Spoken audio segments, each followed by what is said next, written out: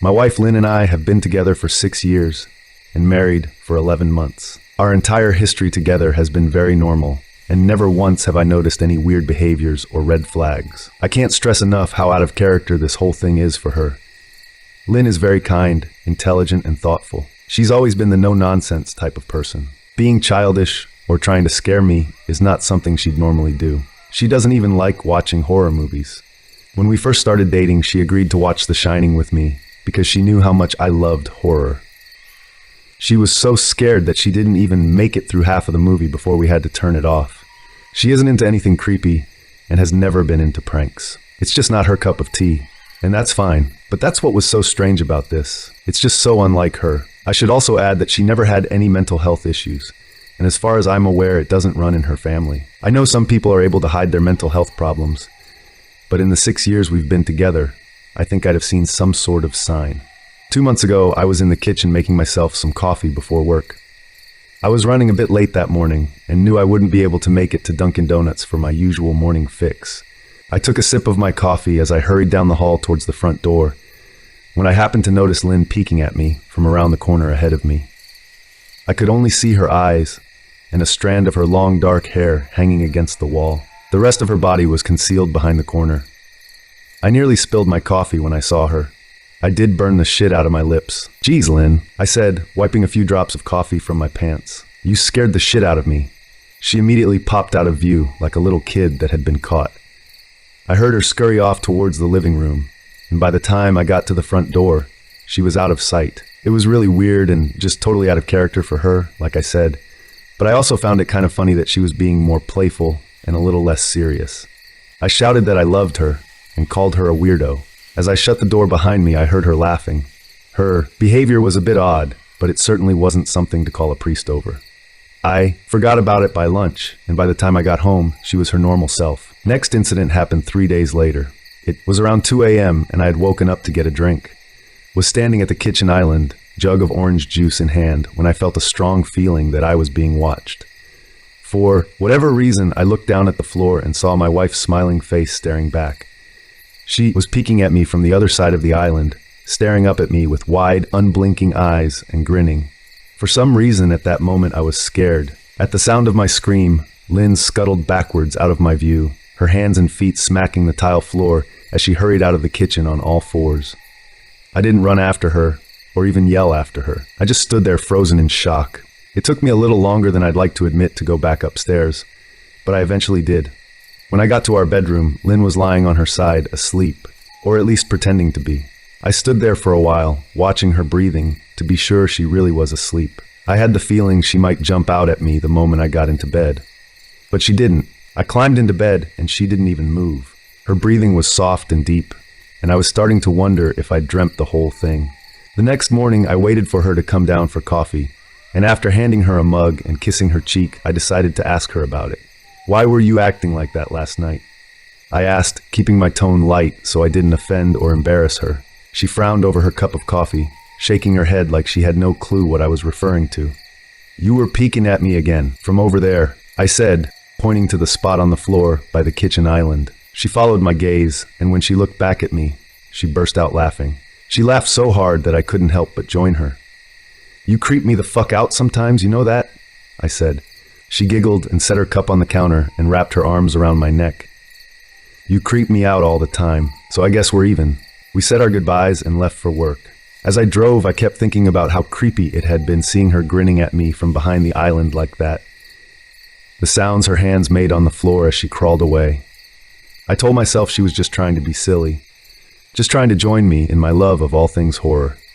It's not like I was afraid of her, but it still didn't sit right with me. I started seeing her peeking at me more and more.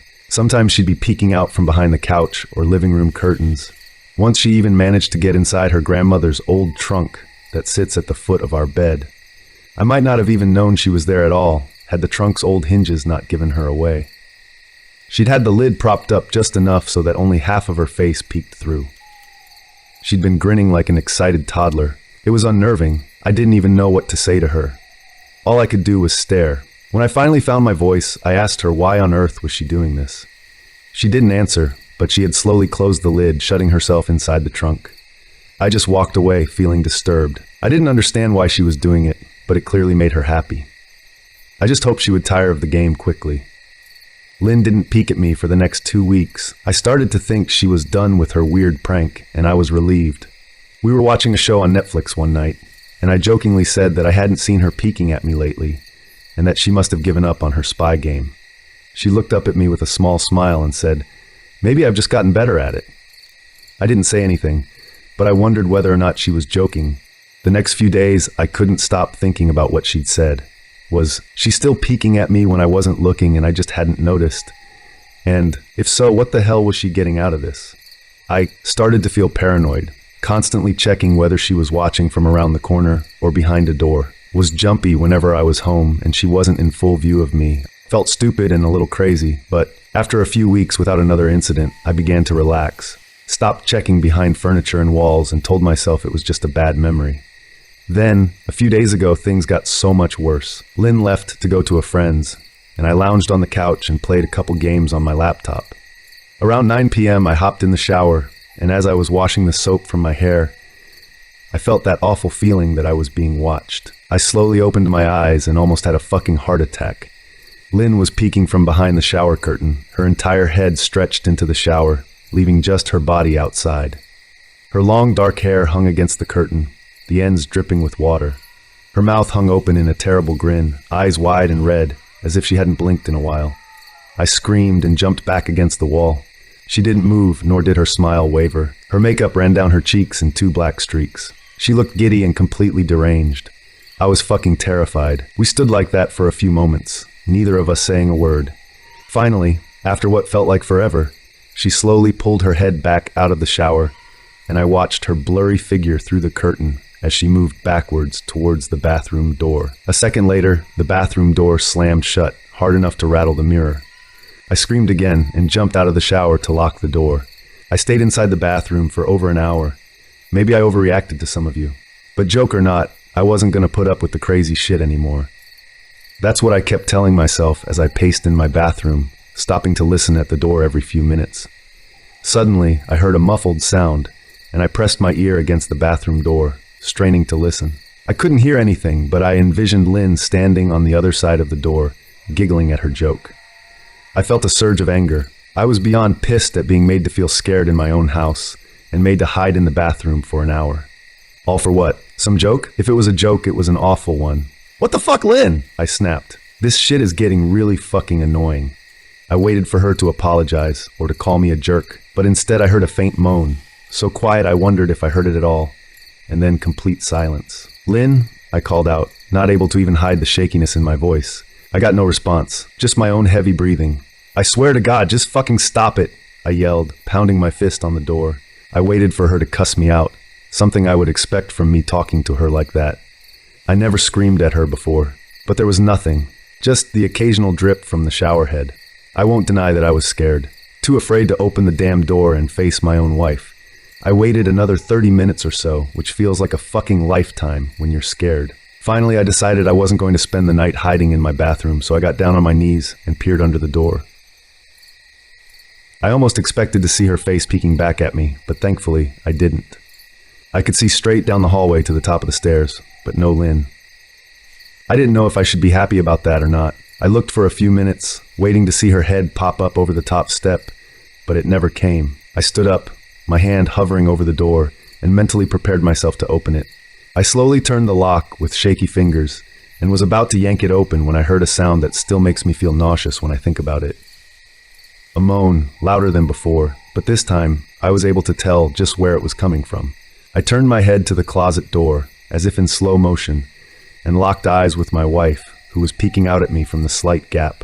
Her eyes were still wide as ever, and her mouth was hanging open in the most grotesque, gaping smile I'd ever seen. I didn't even scream. I was too scared for even that. Her hands were clasped to her chest, body trembling with sheer delight, as if she could barely contain her excitement. A short, raspy moan bubbled up from her throat, deep and raw, sending a shiver through my entire body. Somehow I found the ability to pull the bathroom door open and ran as fast as I could, all the way down the steps, snagging my keys and phone from the table in the living room before running outside to my car. I could hear her shrill laughter behind me, but I didn't hear her getting closer. I didn't bother shutting the front door. I drove away from the house faster than I legally should have, shivering the entire time, either from fear or the cold. Maybe a little of both. I hadn't grabbed a coat or even a pair of shoes. I was still in my boxers and my hair was still damp. I drove straight to my brother Chris's house about 40 minutes away, ignoring any and every call and text I got. I didn't check my phone until I was safely parked in my brother's driveway. Lynn had called 4 times and sent a flurry of texts, all wondering where I'd gone and why I left, like that. I threw my phone at the dash in a rage, furious at her nonchalant attitude. My brother and his wife were surprised to see me, especially dressed in just a pair of boxers, but told me to stay as long as I needed. Chris lent me some clothes and asked me what happened. I told him Lynn and I had a fight, but didn't get into the details. I didn't want him to think I was overreacting, leaving my wife over a prank, even if it was a strange one. I mean, hadn't I encouraged her for years to lighten up instead of being so serious all the time? I had wanted her to relax and loosen up, but this was definitely not what I'd had in mind. I tried to sleep on their sofa, but my brain wouldn't let me sleep. Every time I closed my eyes, I saw Lynn's face staring at me from inside the closet. Knowing she'd been in there with me the entire time made my skin crawl. She'd never left the fucking bathroom at all. Instead, she slipped inside the closet and slammed the bathroom door shut to fool me. The mere thought of going back home gave me anxiety. I tossed and turned, unable to sleep. Chris ended up giving me a sleeping pill, so I was able to get a little rest. My sleep was filled with terrible dreams, all of Lynn's smiling face. I woke up just as the sun started to rise. My sore body ached from the sofa, and I felt drained. I knew I'd have to call Lynn at some point, but I didn't know what to say to her. I wouldn't be going home unless she gave me her word she'd never do any more creepy shit. I just wanted my wife back. Her normal, serious self never looked so good to me. I was contemplating calling her and telling her that, when that familiar feeling came over me, I was being watched. I was staring at the ceiling, my heart in my throat. I didn't want to look away, but the longer I ignored the feeling, the worse it got. My eyes drifted away from the ceiling, almost on their own. Her face was pressed up against the window beside the couch, staring down at me with that same gaping smile. Drool dribbled down her lips, leaving 2 long streaks down the glass. I didn't know how long she'd been there, but something told me she'd been there quite a while, possibly all night. I didn't bother screaming, though I was afraid anger trumped any fear I felt at that moment. I jumped up from the couch and pounded my palm against the glass. "Lynn, are you crazy? What the hell is wrong with you? Just go home," I shouted. "Now!" She didn't move, and her ghastly expression never changed. If anything, her smile only grew, as if she had never been more elated. I could hear Chris and his wife moving around upstairs. As if Lynn could hear them from her place outside, her head twitched slightly in their direction, and she began to close her mouth slowly. Chris called my name from upstairs, obviously concerned. I turned to see him and his wife Rebecca hurrying down the steps. When I turned back to the window, Lynn was gone. The only sign she'd been there at all was the 2 streaks of drool still dripping down the glass. I tried explaining to Chris and Rebecca about waking up to see Lynn watching me through their window. They were skeptical, who wouldn't be? Chris and I went outside to the spot in front of the window, but there were no footprints in the dirt, just a slight indent. Animal probably, Chris guessed, and I didn't argue. He and Rebecca assumed I dreamt the entire episode, but they didn't understand, and I was too tired to explain it to them. I called out of work that day and turned my cell off. I didn't want to face Lynn. Just talking to her was too much for me at that point. I really started to believe something was irreversibly wrong with her, that no matter what promises she made, we'd never be the same again. The thought saddened me to my core. I cried most of the morning. By noon, I figured I was ready to confront her, give her one last chance to explain herself. I could at least give her that, after 6 years, I told myself. I turned my phone on and saw the dozens of texts she'd sent, all from a seemingly concerned wife. "Can we talk? I love you. Please call me. I'm really worried. Can you answer? Just come home." And more of the same. All texts telling me she loved me and she wanted me home. How worried she was. Not a damn one addressing the crazy shit she pulled. Like she hadn't been acting like a character from a Stephen King book. Even her texts were different. She normally texted novels just to tell me to pick up a loaf of bread. You'd think she'd have more to say to me after her bizarre shenanigans. I know it probably seems childish to some of you who are miles away from this situation, but if you saw the way Lynn had looked at me, how she scampered away on all 4s like some wild animal, grinning at me from inside the closet like a lunatic, then I think you'd find my reaction was warranted. I ended up staying with Chris and Rebecca for another night. I didn't wake up yesterday until afternoon, and thankfully I didn't see Lynn's face watching me through the window.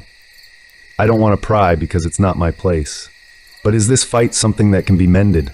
Rebecca asked. She'd made us both a sandwich for lunch, and I knew she wanted to breach the subject without seeming to be nosy. I don't know. She's like a different person. I said, choosing my words carefully. I still wasn't ready for her or Chris to know the full extent of the batshit craziness I had been dealing with. People change, Ben, but she's still the same woman you married. Maybe you both just need to talk through your issues. Whatever's going on, I'm sure it can be fixed. She said, ever the peacemaker. I think it's beyond that now. I don't think talking would help. I just don't trust her. I said, the words stung in my heart. I missed and loved my wife, but how could I live with someone like that? Living in constant fear didn't sound too appealing. Lynn loves you. She has to be absolutely crushed. She said, I don't know about that. I said, well, she certainly seemed like it to me. I've never seen her so upset, very much unlike the Lynn I know. Rebecca said, shaking her head sadly. It took a full minute for her words to really sink in, and when they did, I felt dread worming its way through my skin. Wait, what do you mean? You saw her? You saw Lynn? I asked, my mouth suddenly dry. Rebecca nodded casually as if that fact wasn't nightmare fuel. Maybe for her it wasn't. She stopped by this morning just after Chris left for work. She said, cleaning the plates from the table. I didn't see her car, though.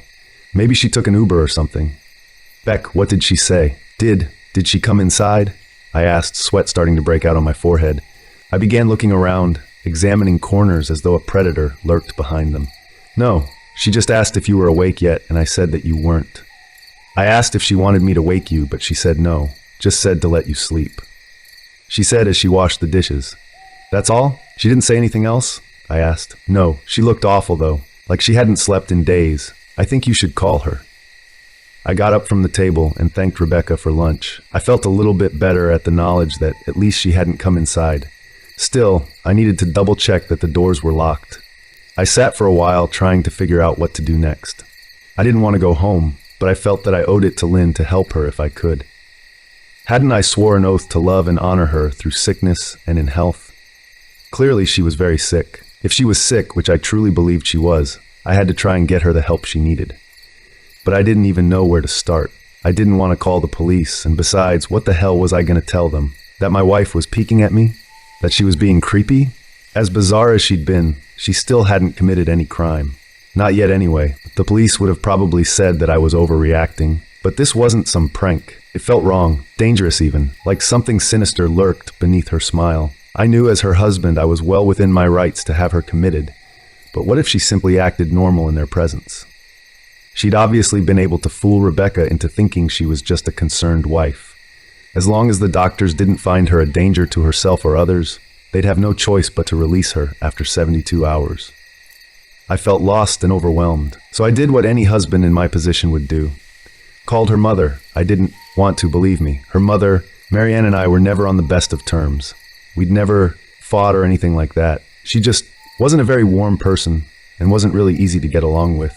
She hardly ever smiled, and when she did, only her lips would move into a thin-lipped smile, leaving her eyes as blank as before. She gave off this aura that felt like she was permanently on the offensive. I'd only met her twice, and both times were for such short visits. I got the impression she didn't approve of me for her daughter. Lynn always ushered us out quickly, as she didn't want me to feel uncomfortable, which I was grateful for. Being in her mother's company felt almost unbearable, like walking on glass. I was glad when we moved 3 states away so we didn't have to see her often.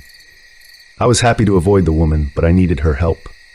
I really didn't want to talk to her at all, but I had to talk to someone, and someone who knew Lynn better than I did. So I grit my teeth and did what I had to. Yes, she answered, already sounding irritated. Marianne, it's me, Ben. Do you have a minute to talk? I asked. I could hear her cluck her tongue in irritation. I'm in the middle of writing some checks, but if you insist, I suppose I can spare a moment. What is it that you want to discuss, Benjamin? She said coolly.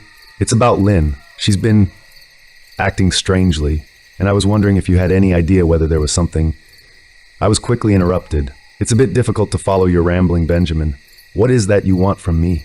She asked. I could almost see her standing there, in her thin sweater and slacks, tapping her fingernails impatiently on the table. I wanted to know if you'd ever noticed any odd behavior, or possibly any mental health issues, I asked. There was a long, uncomfortable pause that I couldn't tell was because she was just thinking or something else. Finally, after a few seconds, she spoke. "I'm not sure if this is one of your jokes, Benjamin, but if so, I don't find the humor in it. Now, I do have business to attend to, as I've said, so if you don't mind," she said, but I cut her off before she could get rid of me. "Marianne, it's not a joke. I'm sincerely concerned about Lynn's mental health. Her behavior has been very erratic lately. I'm very worried about her, and I figured as her mother, you would be as well." I said, my frustration evident in my voice. "If you're truly concerned, then I suggest you get the health professionals involved. I don't know what you expect of me." She snapped. I could tell she was seconds away from hanging up, and for some reason, I was desperate not to let her. I had the feeling that she knew a lot more than she was letting on. "Please, if not for me, do it for Lynn." I tried. I heard a faint, shaky intake of breath, as if she were trying to hold her steely persona together, but failing. "Marianne?" What's where I started. "Benjamin, I don't know what to tell you. My only advice would be to seek professional help. Do not call here again. Goodbye." I tried to call out to her, but she'd hung up. I tried to wrap my head around the call and her refusal to help me. Even if she didn't like me, why wouldn't she want to help her own daughter? I couldn't understand that. I tried to replay the conversation, desperate to find something I missed. After a while, I almost gave up until I remembered her last words to me. "Seek professional help," she'd said those words with a bit of urgency. I could have just been grasping at straws, but no. I was sure her voice had changed ever so slightly when she'd said that, as if they were very important. What had she meant? Assumed she'd been referring to medical professionals, but maybe she was referring to someone else. Someone that she didn't, for some reason, feel comfortable saying directly. Or maybe I was just desperate. I waited for Chris to get home, and after a very long and exhausting conversation with him and Rebecca, I convinced them that Lynn truly needed psychiatric help. I didn't tell them everything. I wasn't prepared to go into it yet, but I told them about our last encounter. How she'd hidden in the bathroom peeking at me from the closet. They were obviously shocked, but thankfully they believed me. They, too, just wanted to help her. Still, they didn't think it was all that serious. Weird. Maybe, but not dangerous. They just kept saying that Lynn had to be playing some kind of weird joke. Maybe. For YouTube, Rebecca offered, if only half-heartedly. Chris didn't think we should involve the police just yet. He offered instead to go with me, and I readily accepted. He reasoned that calmly talking to her, trying to coax her into going willingly, was the best recourse. I agreed to do it his way. At least I wouldn't be going into that house alone. We drove over this morning, just after breakfast. There was no way I was going at night.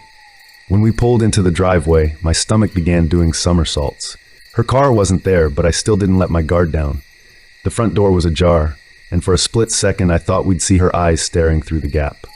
I was shaking and starting to sweat. Chris, however, was fine. He waited for me to open the door, his hands in his pockets, like he was going on a fucking stroll through the park.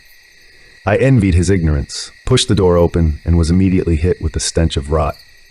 Chris smelled it too, and he walked in the house behind me with his nose scrunched up. "What do you guys use to clean the floors around here, shit?" Chris mumbled. "Shut," I said, my eyes darting around for any signs of Lynn. The house was deadly quiet and dark, despite being 10 in the morning. All the curtains were closed up tight, refusing to allow any sunlight inside. If I hadn't left it just 2 days prior, I'd have thought the house to be abandoned. We moved through each room, carefully checking any place that she might hide, occasionally calling her name. "Why the fuck are you looking under the couch?" Chris asked eventually. "Aren't we looking for your wife?" He was looking at me like I was a moron. "Let's just go upstairs," I whispered. He shook his head, but followed me up the stairs to check the bathroom and spare bedroom. On the way up, my shoes crunched over pieces of glass that looked to be littered over a few of the steps. I noticed that one of Lynn and my wedding portraits that hung on the wall along the staircase had been smashed. The frame hung crookedly, all the glass removed. I stared at the picture, a lump forming in my throat. We had taken the photo just after leaving the church, after saying our vows. She looked so beautiful in her white gown. I looked at Lynn's beautiful face. I never dreamed her face would ever be a source of terror for me. We climbed the rest of the steps and checked the spare bedroom, but it looked completely untouched. I was hesitant to go into the bathroom, my fear from that night coming back to me all at once. Chris noticed and offered to go in by himself, but I couldn't let him do that. So we walked in together, checking the closet and the shower. The bathroom looked as if it hadn't been touched since the night I left.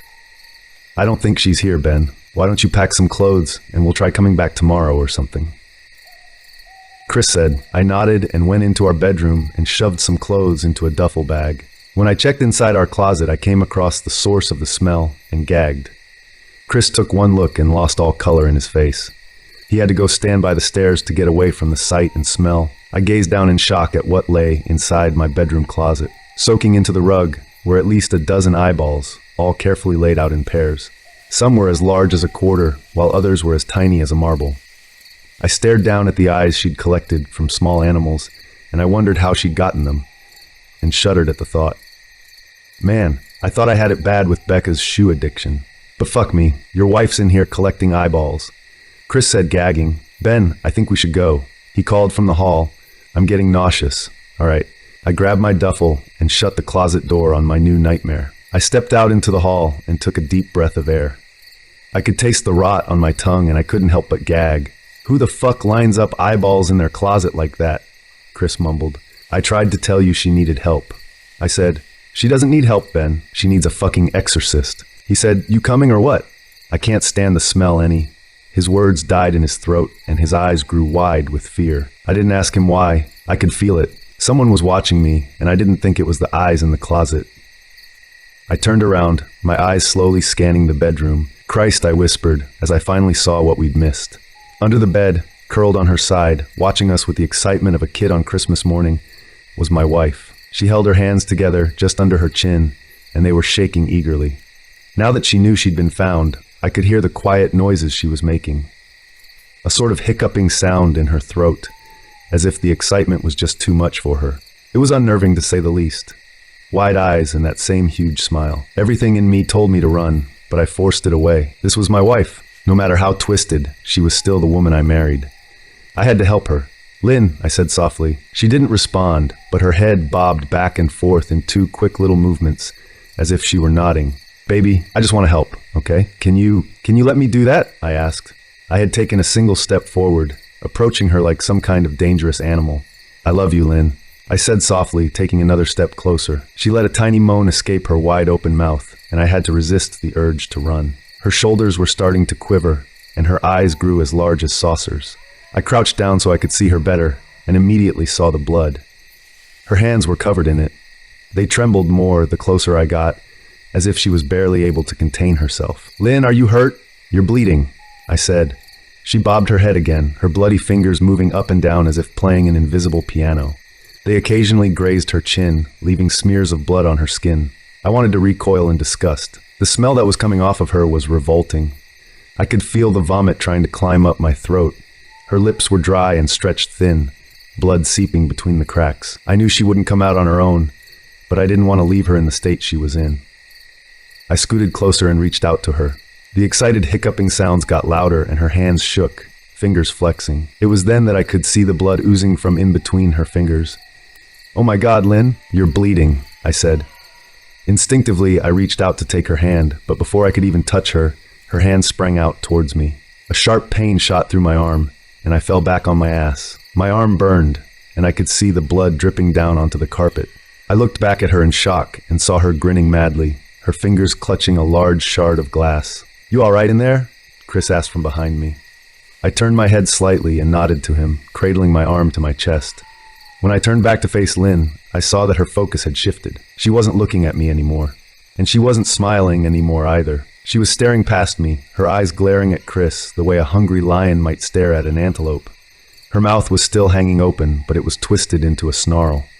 I got to my feet and began walking backwards down the hall, afraid to take my eyes off her. Are you bleeding? Chris asked. The moment the words left his mouth, Lynn started fast scooting out from under the bed, the glass shard still in her fist. Chris, run, go, I yelled. He must have been too afraid to move because a second later I felt my back bump into him. He was still standing at the top of the stairs, staring at the horror that was my wife. Lynn had crawled completely out from under the bed and stood in the bedroom doorway, her face twisted in rage. Her whole body was visibly tense. Blood ran down her fingers and onto the floor. Jesus, Lynn, Chris said, you, playing hide and seek? I reached back and pushed him towards the steps. Move your ass, Chris, I said as quietly but firmly as I could. Lynn bobbed her head in fast, sharp motions and began to grin, stretching her mouth open wider and wider so that her chin seemed to touch her chest. I heard Chris mutter a prayer, and then he was running down the stairs. I stood at the top of the steps, stuck between the love for a woman who clearly needed serious help and self-preservation. "I only want to help," I said, choking back tears. Her eyes focused on me once again as she slowly lifted the glass, holding it out in front of her. And then she started sprinting towards me, grinning with utter excitement. Thankfully, my body took over, and I flew down the stairs, skipping 2 or 3 at a time. I made it to the front door before I felt her leap onto my back, wrapping her arms around my neck, her open mouth next to my ear so that I could hear those terrible hiccuping sounds up close. I shook her off me, knocking her to the floor. I felt a searing pain in my back as she went, but I tore open the front door and bolted to my car. Chris was standing in the front yard, talking on the phone with the police. I didn't say a word. I just ran to my car and jumped in. Chris took the hint and followed me, still on the line with 911. I watched the rearview mirror, sure I'd see her there, running after us. But I never did. I went straight to the ER and got 11 stitches in my arm and 3 on my back. The police asked a lot of questions and went back to the house to do a search, but of course, Lynn wasn't there. They advised me to stay with a friend or relative for a while and to file a restraining order as soon as I could, but none of those things would matter. Somehow I just knew. I dropped Chris off at home and went to a motel an hour away. I wanted to put as much distance between me and Lynn as I could. This is where I've been for the last 4 hours. I thought maybe the police would find her. Maybe they'd get her the help she desperately needs. But now I don't think so, because 40 minutes ago I got a text from an unknown number. Just 3 words, "I found you," and a picture attached. The picture was dark and grainy, but I instantly knew what it was. There was no mistaking my wife's eye. 3 years ago, I was living with my then boyfriend in a 1-bedroom apartment in a little mountain town. It was a half-basement unit, so the bottom of all our windows were level with the ground outside. It was also an older apartment, and not all the windows could fully lock. One day, my boyfriend comes home from work while I'm laying on the sofa and immediately runs up to the window near me and looks out of it frantically. He then goes to look out every other window in the house, then walks around the outside looking in the windows. When he comes back from this confusing exploit, I ask him WTF is going on and why he's being a spaz. "I think I just walked up on a dude looking in the window at you. He took off as I walked up," he tells me. This was naturally very unsettling, but after discussing it and considering the time of day, it was about 2 p.m., and the number of people out and about around the complex at that time, we came to the conclusion that it was just a curious neighbor or someone passing by happening to glance in. With that, we forgot about it. If only that was the end. For the next couple of months, odd stuff happened here and there. Someone would knock on the door occasionally, then when I went to answer, no one was there.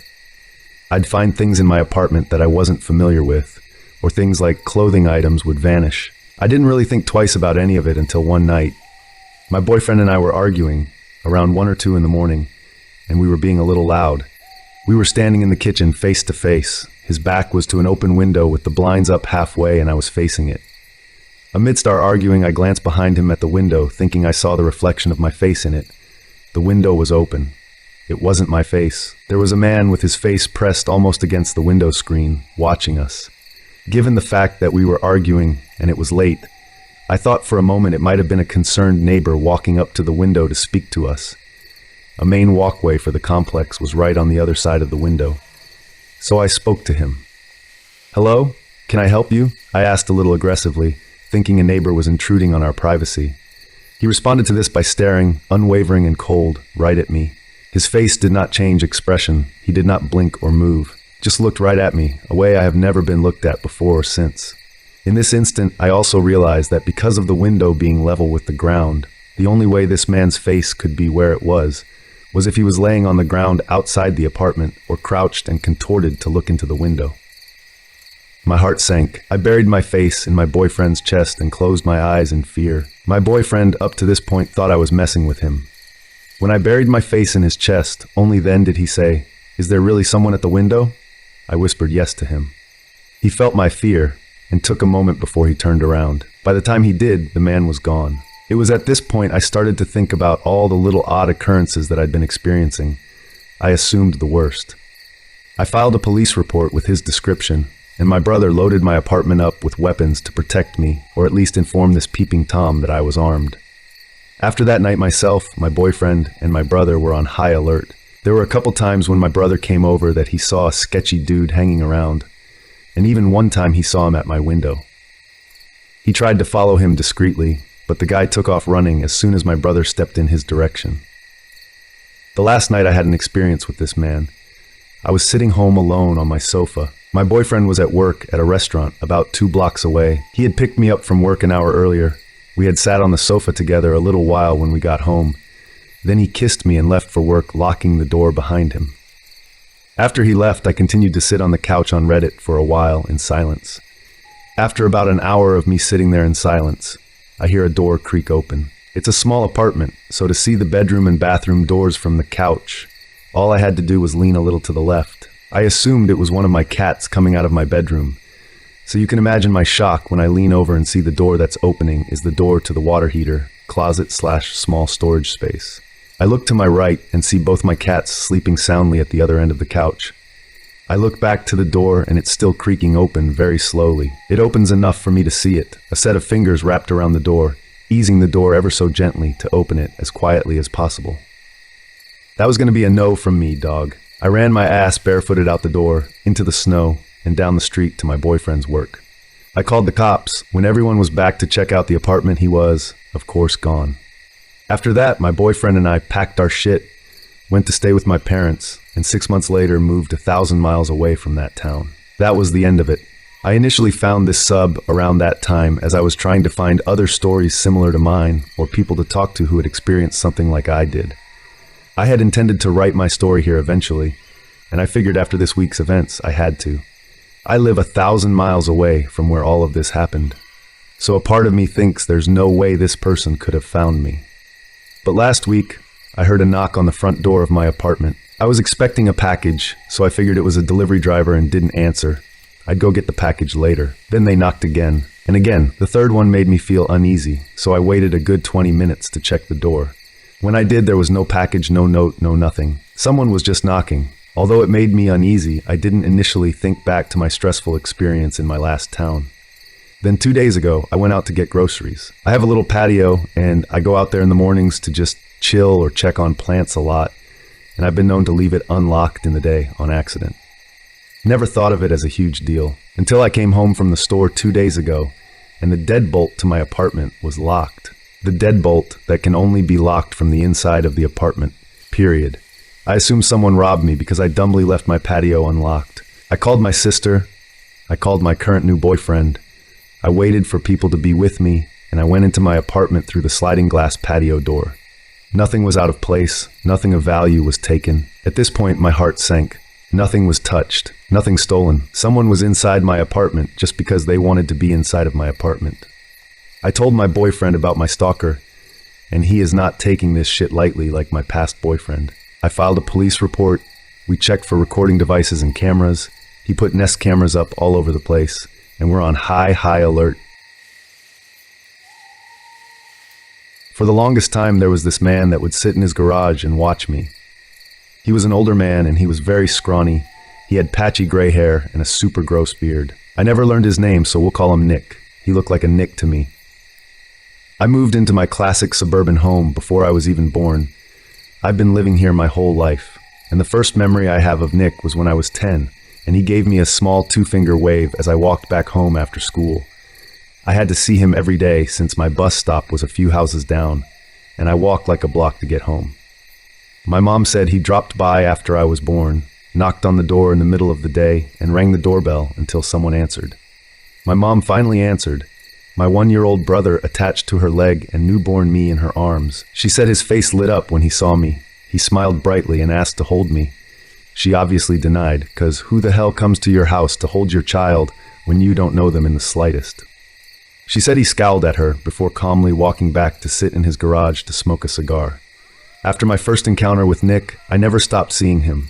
Every day after school, every morning before school, every time I took my dogs out for a walk, every time I peeked out my window at 3 a.m. I swear this guy never slept. I told my brother how it freaked me out, and he said he was probably on house arrest, and that was the only way he could get out. We learned that wasn't true when he knocked on our door. Small background for this bit. My mom is very weak. She has an autoimmune disease, and her legs, feet will go numb randomly. She's doing a lot better now, but this event happened when she was pretty bad. She insisted she take the dogs out alone, and I didn't want to argue, so I sat in the living room. After about a minute, I hear a knock. I yell out that the door's unlocked, thinking it's my mom, but there's a louder knock. I get up and go to the door. I open it, and there he is, smiling at me. "Hey, Han, your mom fell off the porch. You might want to help her." Nick states, giving me goosebumps. His voice was unreal. So raspy and sounded like he was in the process of choking. He leaves very quickly, and I hurry to help my mom off the grass, calling my younger brother to get the 2 dogs inside. I gave her the "I told you so" speech, and she grumbled about it for weeks. My younger dog, a pit bull made of 98% muscle, got excited when she saw a bird. She pulled to get the bird and yanked my mom off the porch. She was standing behind a pot and tripped over it on her way down, making the fall hurt a lot more. She had a black eye, and her legs were scratched up to hell and back. The pot of flowers that she tripped over was smashed, but she was okay otherwise. Flash forward to my 13th birthday, and my mom's in the hospital, so my dad goes all out, letting me invite a shit ton of friends over for a sleepover, making us dinner and breakfast, and just letting me have an amazing time. There's a park across from my suburb that I walk over to sometimes. I decided that I wanted to take my friends there to chill before their parents pick them up. The night before, we were looking out the window and giggling about the man. I know it's shitty, but he was creepy, and we were 13, so they knew he was weird. I told them to ignore him if he talked to them, but I didn't take my own advice. "Hey, Rosie," he said it so quietly I barely heard him. My name is Rose, and Rosie is a nickname my grandfather often used. I never told this guy my name, neither did any of my family members. Hi?" I replied, and my friends all scowled at me, knowing I fucked up. "How's your mom?" "She's fine." I go to leave before I pause. "How do you know my name?" "You told me, remember?" "No, I don't, because it didn't happen, but I wanted to get away, so I agreed." "Oh, right." I chuckle. Me and my friends scurry off to the park. The next day, there's a box of chocolates sitting on the porch. A note with Rosie in chicken scratch writing on top of it. I pick it up and look over at the guy. He waves, and I can see that his left hand has disappeared into his pants. Gross. I leave the box out there and tell my dad. The next morning, me and my dad take our dogs out. No man. I figured he gave up after he saw me reject his chocolates. A few weeks later, a large family moves into the house, and I hadn't seen a trace of the man until yesterday. I'm 15 now, and the woman who lives in the guy's house comes over yesterday. "Does a Rosie live here?" she asks. I had answered the door, and my heart drops at the nickname from this stranger. "Yeah, why?" She hands me an envelope with my full name written on it. The guy who lived in the house before us said to give Rosie this on her birthday. It's not Rosie's birthday. I was trying to pretend I'm not Rosie, lol. "Oh, well, I just took a guess. He didn't give us a date. Have a good day." My dad opened the envelope, wearing a mask, because, and I quote, "What if he filled it with cocaine?" The note inside just said "love you" in his writing, red ink, my favorite color.